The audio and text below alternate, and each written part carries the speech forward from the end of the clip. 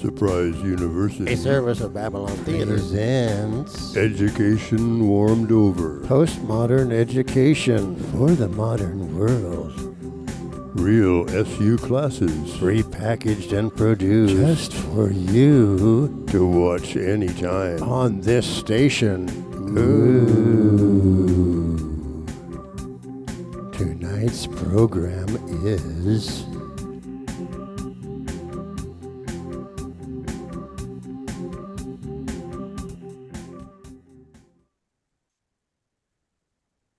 Good morning, ladies and G's. Once again, and still, I am David Menachie. Looks like menace, sounds like Menachie.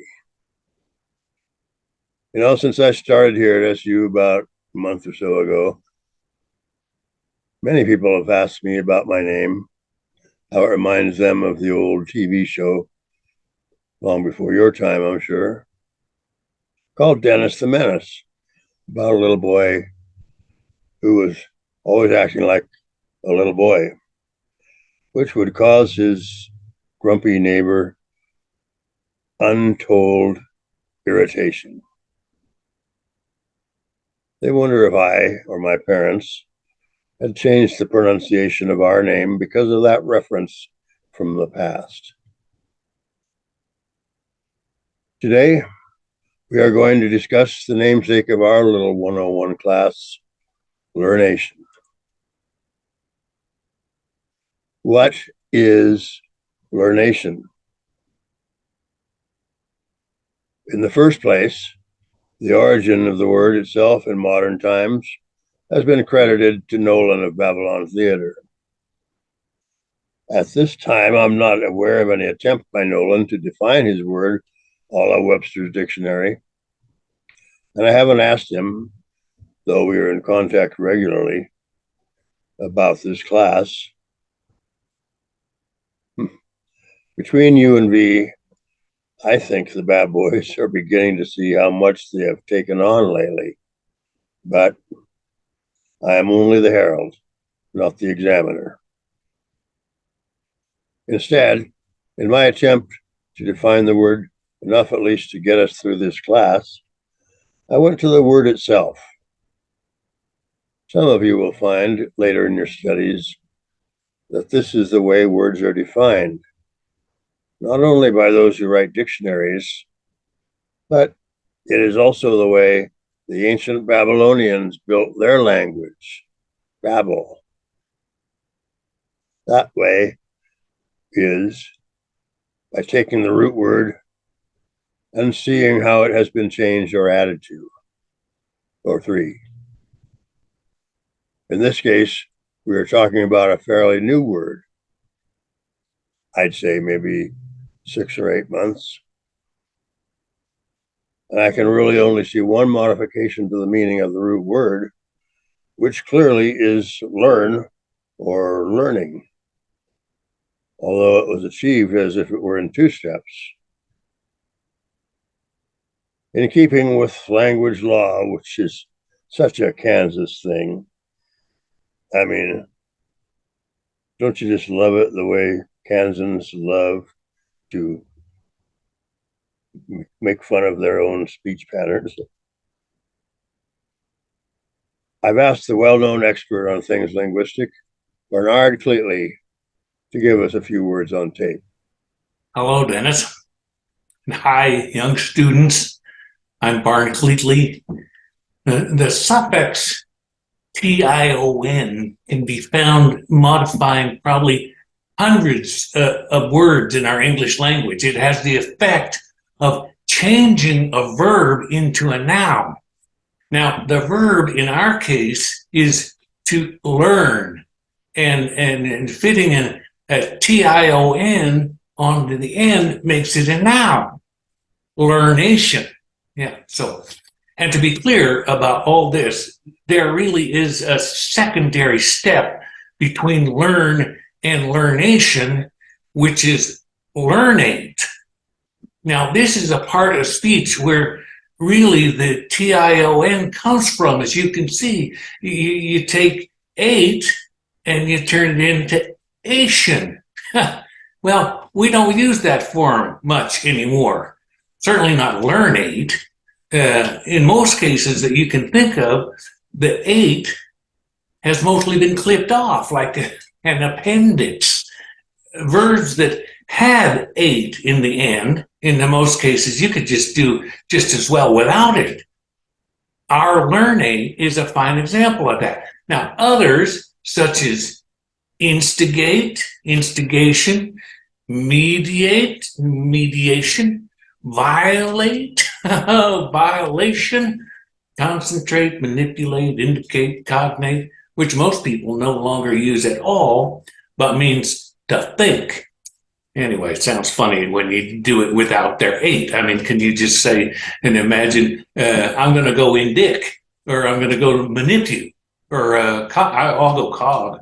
We use that. We might use that word. Anyway, now we have pixelate, for instance, which comes out, it's been worn out with an archaic tail end, not having gone through a previous part of the normal cycle. But anyway, thanks. Now back to you, Dennis. Well, isn't that interesting, class? I guess you really are never too old to learn. I've just learned from Mr. Cleatley that learnation is the result of an earlier form, learnate, which, for reasons we will perhaps never know, was extremely compelling to the scholars, not to mention the regular people of ancient Babylon. So, the fact is that the word learnation is not a new word, much less the invention of Nolan, although in keeping with the saying, all things old will be made new again, which seems to suggest a cyclicality about vocabulary verb, he can at least be said to have brought the old form of the verb back into contemporary usage. Although so far, the usage is pretty much still confined to SU and discussions here. So, learnate may have a resurgence later, but for right now, to make a sandwich out of it, learnation really is a word, and Nolan can easily be acquitted of any grammar crime. But someone needs to get him known to the language department, where he might get his just level of strokes for seeing through the subterfuge which he himself started now. And as I am sure as a ruler that Greg is in on somehow. But I have to make an effort every day not to become a member of the grassroots club known formally as the Aren't Greg and Nolan Amazing, or AGNA club.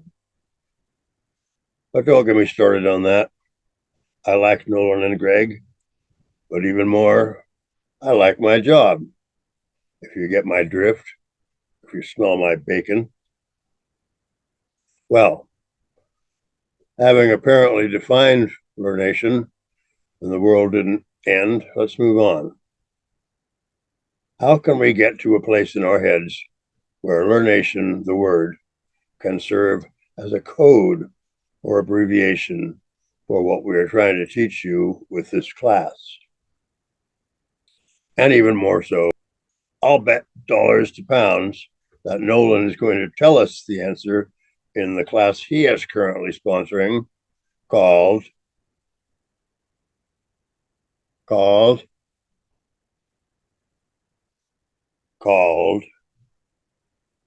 yes, sir.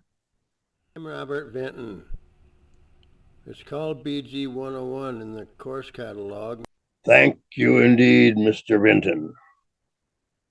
With answers such as that one, I am sure you are destined to sail right into whatever post-grad program, if any, that you choose to sail into. Why do I say that? Because it shows a natural talent for obfuscation, the ability to draw a rival away from a position that you'd rather not be in. By the way, do people call you Bobby? No, it's just that there used to be a popular singer who went by the name Bobby Vinton. I knew he always had a very young look, but not as young as you look. It's nothing personal, Mr. Vinton, only that I have an agenda of mentioning a cultural hero of the past any chance I get. But back to the matters at hand. Have we all now read the first two chapters of our text, How I Learned to Forget the Comical Manifesto and Just Babble, by Vaclav Grogstercrazed? Can I see a show of hands? Very good. Those of you who didn't raise your hands, I commend you for your honesty or your hearing problem. Have any of you wondered yet just how this book pertains to this class? I will tell you. This book is a favorite of the bad boy known as Greg. He has made it clear to the Board of Regents that he will include it on the syllabus of any class he sponsors until further notice. Greg is a big fan of the Velveteen Revolution and other surprising aspects of the once hopeful days of '87, when Reagan seemingly caused the Berlitz Wall to come down simply with the resonance of his trumpet-like voice. But actually, this book is a wonderful read, full of exciting running around and a great number of good old school jokes about the party and so on. I have told Greg that I will discuss at least one passage from the book every time I remember to do so. But to get back to the raising of the hands, those of you who didn't so respond, I am putting it on your sense of morality that you will come to my table at the snack bar in the Onion Building sometime before the next class and give cause why I shouldn't fine you 1 gram of marijuana for your sins. And I am Ted serious when I say don't fall behind, because if you at least remember one joke per chapter of the book, I guarantee that you will get a passing grade in this class. So, in keeping with my personal vow to be the most popular non-tenured prof in this gray institution of Learnation, class is dismissed. No, wait. Be sure to sign up for the field trip that will take the place of one lecture period. That being on the Ides of June from 11 a.m. until we get back. Okay? Go.